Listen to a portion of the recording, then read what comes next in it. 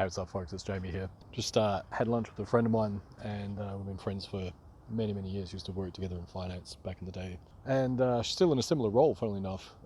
Works for a big stockbroker here in Melbourne, and she's doing pretty well.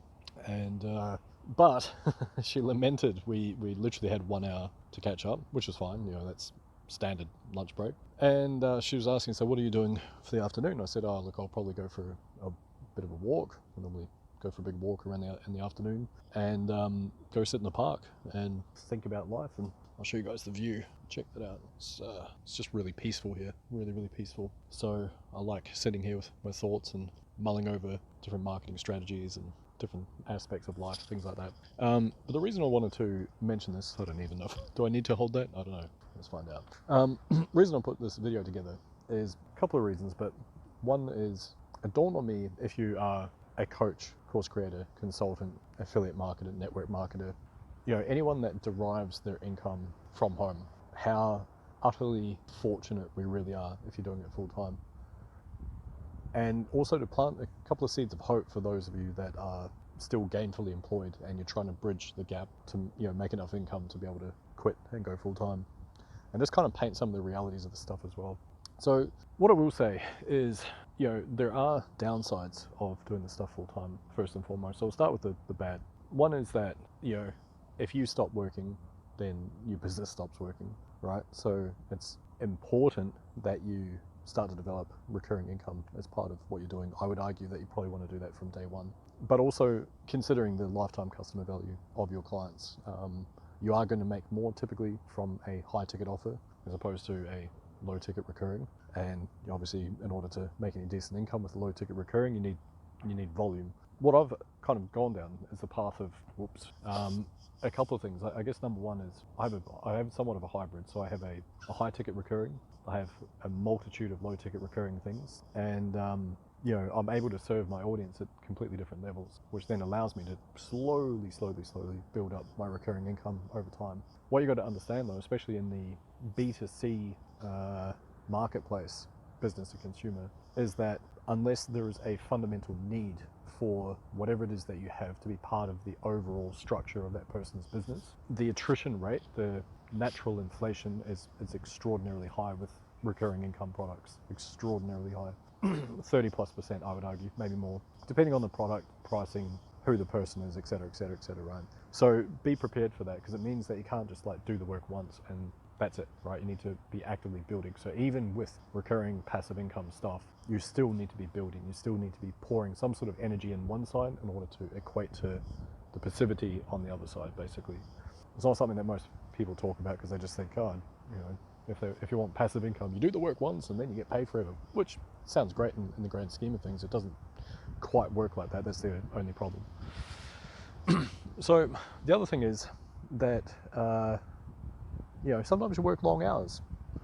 Like I have made a pact with myself to only work 4 days per week at the moment. I've been pretty stringent with that, so I take Fridays off. And when I say work 4 days, I mean I still sit in front of my computer. I love it. I absolutely love it. I love consuming marketing content. I love consuming mindset content. I love improving my sales strategies and my content creation and, you know, different overarching ideas that I've got, things like that. And I put a lot of energy into that. So when I say I take a day off, you know, I am still active and I'm working, just not in the same way that I normally would. But, you know, other days, for example, like I feel tired in the afternoon, so I'll go for a big walk, or I will have a nap in the afternoons. But then I will go and I'll work till like 11 p.m. midnight until my brain just stops working, basically. But again, I love it. I can't really see that as work, to be honest. So, you know, you are working longer hours, especially in the beginning, the first like 5 years. You know, it's very rare that you're going to bridge over from full-time employment, getting your 5 to 10K per month, whatever you end up working as, and whatever your salary is. It's very rare that you're going to go and just be static and just keep growing the whole time. Can happen, but it's usually pretty rare. You normally go through some sort of oscillation period. And you're going to need to reinvent yourself as well. That's the other thing. So that can be quite hard because you have to face this demon within, you know, all your flaws and all your limiting beliefs and things like that. You have to really dive into that. The other thing that no one really tells you is that you go from a structure of, say, work, school, work, college, etc., and it's structured. You have to rock up on time. You have to input to get the outcome. So input, outcome. and it's like I work X number of hours, I get paid an hourly wage, I get this much income on the other side. When you're working for yourself, that doesn't happen like that. So you're working input, nothing happens. You're like, this is interesting. No one told me about this. You're also under a typical hierarchy in say a workplace. This is what they call an intrapreneur, and what that means as opposed to entre. So intrapreneur means that you're governed by a hierarchy of decisions, right? In any sort of structure. And so, for example, if I go back to the workforce and I pick up a role as a senior sales executive or whatever, then I'm going to be earning a certain amount of money based on how much I can sell plus a salary typically. But I don't need to make the decisions for the CEO. I don't need to make the decisions for the department across the other side of me. I don't need to make managerial decisions. I don't need to do hiring, firing unless I am in that position myself.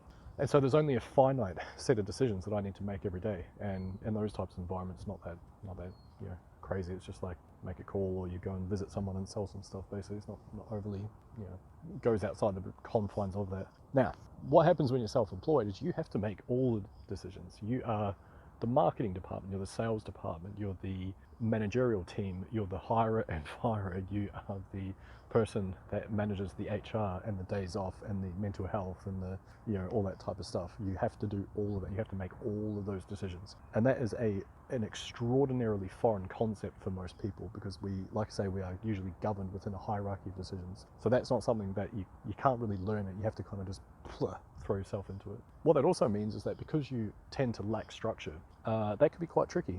You have this freedom of like, oh, cool, I can wake up anytime I want. I don't have to go to work at this time or that time.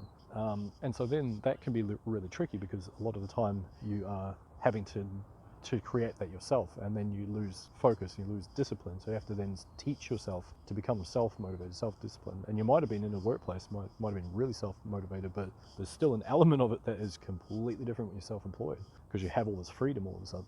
So that's kind of the downside. Other downsides are something that works today might not work tomorrow. I've experienced this in my own business recently, where I was doing kind of the same thing, and then I can't face it anymore. I just can't face the same thing anymore. And it's not that it doesn't work.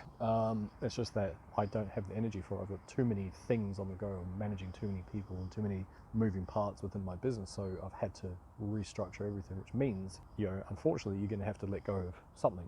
In my case, it's income. I'm having to let go of income while I rebuild this structure.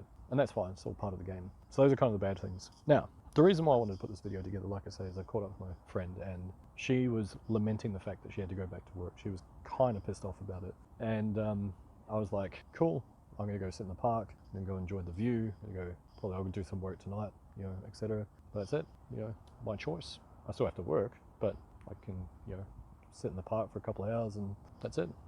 That's exactly why I wanted this, because I didn't want to go back to an office. I didn't want to be in the confines of a concrete cage where I'm now making money for someone else and then fighting for every scrap that they give me along the way.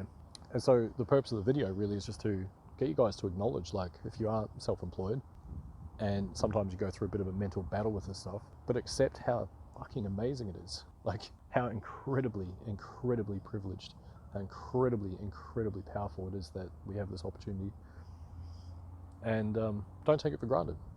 No matter where you are, no matter what your business looks like, and how things are sitting for you, could be significantly worse. And sometimes we lose sight of that because we live it. We live in this realm, and we lose sight of what other people are doing and how their lives are. So that's it.